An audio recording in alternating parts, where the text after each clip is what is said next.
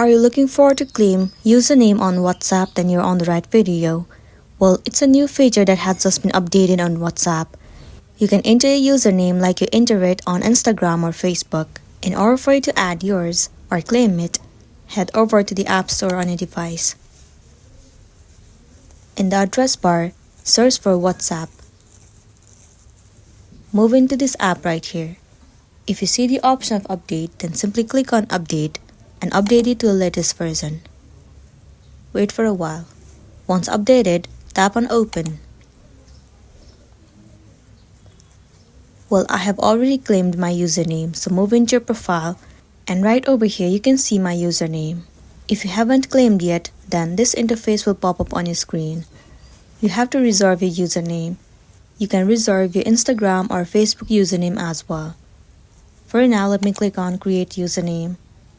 Over here, enter the username that you want to reserve or claim. Once entered, tap on save at the top right corner of the screen. After that, your username will be reserved and then you'll be good to go. So that's the end of the video. If this video really helped you, give it a like and check out our next tutorial. Thank you.